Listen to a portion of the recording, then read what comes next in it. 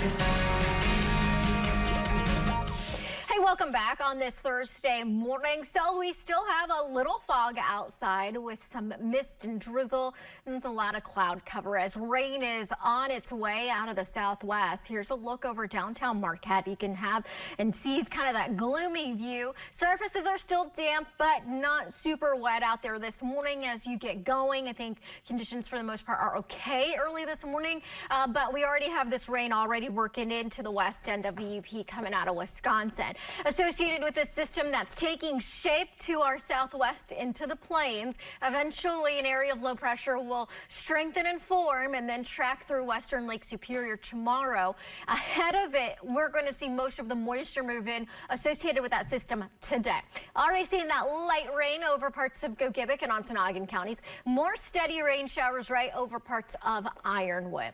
Rainfall between today and tomorrow around 3/4 of an inch across the west end to near an inch, and similar ranges along Lake Michigan this afternoon with around 1/4 of an inch to near 1/2 of an inch in the central UP. Here's the hour by hour. By midday, we are expecting more widespread rain, areas of moderate to heavy rain in the west and along Lake Michigan. This main swath will move east by the early evening hours. This is 6 o'clock as most of it's just still to the east, tapering off across the west and the central counties. Then later on tonight, a small little swath will move in around midnight across the southern counties. This tracks east really briefly and quickly as that area of low pressure lifts up through western areas of the UP by tomorrow morning. Most of the region is going to be on a lull from the rain by tomorrow morning, and then as that front moves in, just a few scattered rain showers will pass right along that frontal boundary. I think tomorrow the big story with tomorrow behind this front is going to be the strong winds we're expecting. We're expecting windy conditions out of the northwest tomorrow, easily speeds of around 20 to 25 miles per hour, and gusts will certainly be higher than that over into the Keweenaw. We're also going to have colder air filter in behind this frontal boundary throughout the course of the weekend.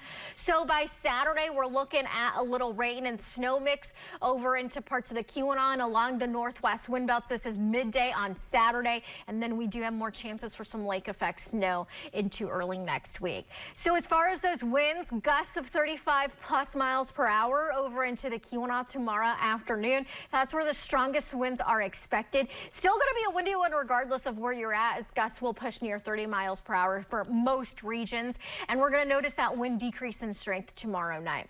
We're still easing our way into more of a winter-like trend as that colder air gradually filters in. We'll notice temperatures gradually decreasing for our highs each and every day, extending into next week. You can also have those rain and snow mix chances this weekend, and then still on tap for some light lake effect snow next Monday into next Tuesday. This is why. This is the jet stream big trough digging in as we head towards Halloween with some noticeably colder air and well below normal temperatures. So today, mainly low to mid 50s in the eastern half with upper 40s in the west end.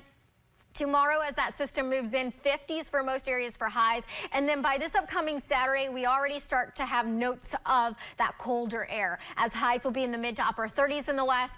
And we're looking at lower 40s across the eastern half of the UP by Saturday. And then it just gets colder each and every day by a couple of degrees.